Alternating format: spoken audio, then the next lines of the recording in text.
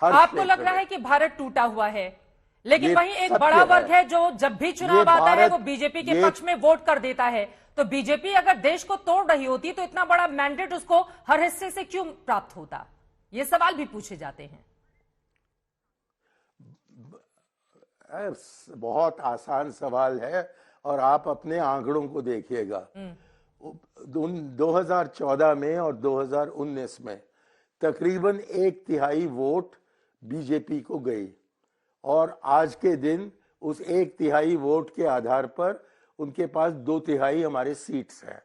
ये हमेशा रहा है हिंदुस्तान में, लेकिन इस पर मैं क्या कहते हैं, इसको उज्जवल करना चाहता हूं इस समय, ये बताने के लिए कि भारत में तकरीबन 80 से 85% आबादी एक धर्म से जुड़ी हुई है, लेकिन मोदी जी को 1/3 वोट मिलती है, जिसका मतलब बनता है कि तकरीबन 50% जो हमारी अक्सरियत है उन्होंने भाजपा का साथ नहीं दिया।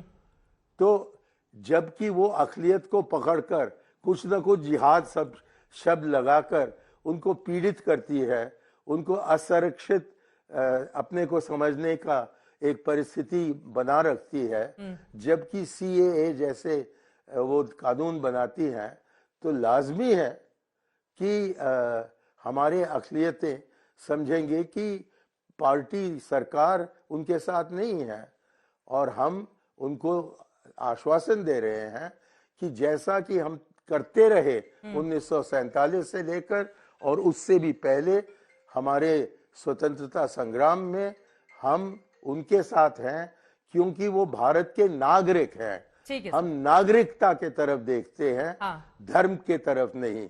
धर्म जो है वो एक निजी बात है, और इसलिए हम समझते हैं कि हर हिंदुस्तानी का हक बनता है कि वो किसी न किसी धर्म पर अपनी आस्था रखे। लेकिन जहां तक कि नागरिकता का सवाल है, सलमान खुर्शीद जी की ओर से हाल ही में सबको समान राहुल गांधी की तुलना भगवान राम से की गई है। क्या आपको भी राहुल गांधी में राम दिखाई देते हैं?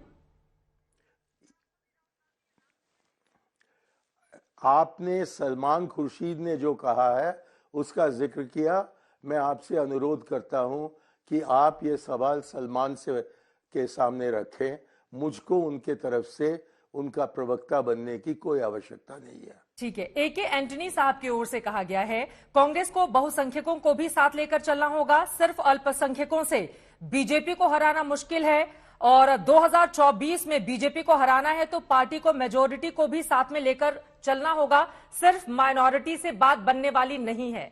उनके इस बयान को आप किस तरह से देख रहे हैं? क्योंकि 2014 में भी एंटनी की कमेटी की एक रिपोर्ट आई थी जिसको लेकर ये बातें सामने आई थी, तब से लेकर आज तक कुछ बदला है कांग्रेस में? अगर आज भी उनको यही बातें करनी पड़ रही हैं तो?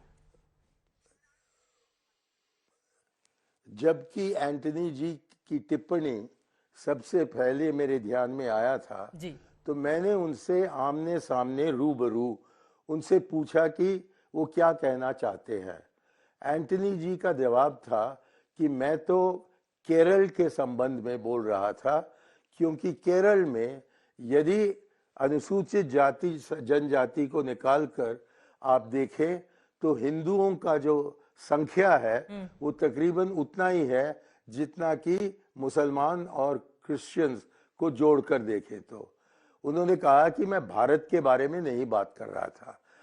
अब जो उन्होंने कहा है वो आप लोग मुझको बता रहे हैं, लेकिन जो भी उन्होंने कहा हो या सोचा हो, मेरा ये कहना है कि भारत एक देश है और कि हम सब भारतीय हैं और कि हमको नागरिकता समान तरीके से दिया गया है।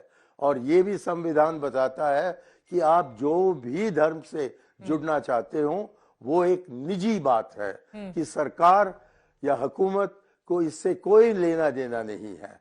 और इसलिए राजनीति में बार बार ये धर्म को लाना, जैसा कि बीजेपी करते आई है खास तौर पर पिछले 30 साल में, ये एक गैर देशभक्त बात है। मैं समझता हूं कि बिल्कुल गलत है। नलिन कोहली जी हमारे साथ जुड़े हुए हैं, वो आपकी बात पर जवाब देना चाहते हैं। राजनीति में लाएं। ठीक है।